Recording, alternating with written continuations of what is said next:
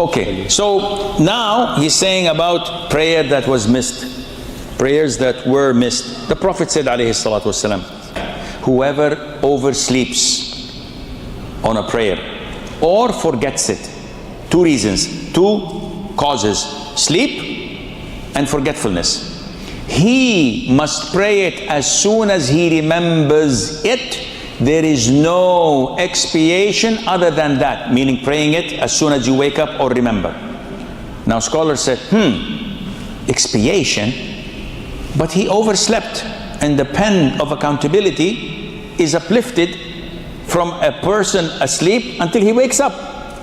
So he's not sinful. And forgetfulness, if a person forgets, Allah forgives. رَبَّنَا لَا تُؤَخِذْنَا إِن نَسِينَا أَوْ أَخْطَأْنَا. In Sahih Imam Muslim, Allah says, I've done so. So Allah forgave us if we forget. Then why did the Prophet say there is no expiation?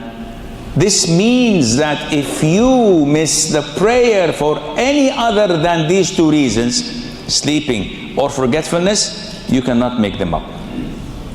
These are the only two reasons, as Ibn Taymiyyah says, Ibn Uthaymeen, and great number of scholars say, if you miss a prayer deliberately, intentionally, khalas, it's gone. How?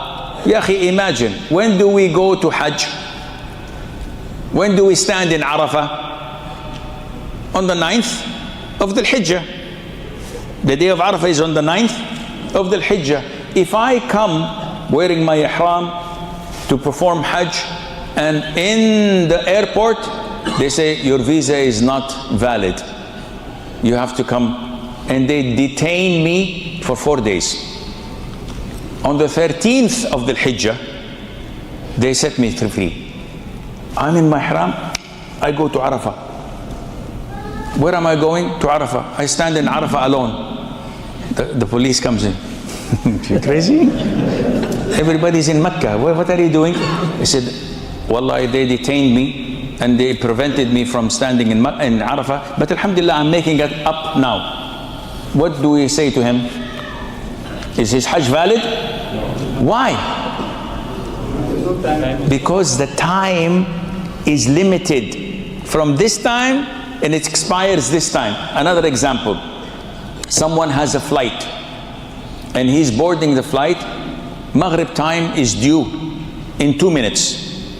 In 2 minutes the sun sets. So he said, Wallah, on the flight I will not be able. Allahu Akbar, he prays Maghrib. Is his prayer accepted? If it's 1 minute before sunset, 15 seconds before sunset, there is a beginning and an end. Likewise, if you don't pray Asr and the sun is going down, going down, going down, going down, disappeared. So I'm gonna pray Asr. Same thing. Beginning and end. If you pray within, good for you. If you miss deliberately, no sleeping, no forgetfulness, no valid reason, khalas, it's gone forever till the day of judgment. What should I do? Commit suicide? You will go to hell forever. Ask Allah for forgiveness. Ya akhi, do not despair from Allah's mercy. Some people overthink, oh Allah will kill me, oh Allah will put me in hell, Allah will never accept anything, I am doomed, I'm this, I've lost 10 kg. In my counseling sessions, I meet these people. They say, Sheikh, I'm afraid of this and that. I've lost 10 kg. Are you using Ozempic? I'm using Ozempic. I've lost a lot.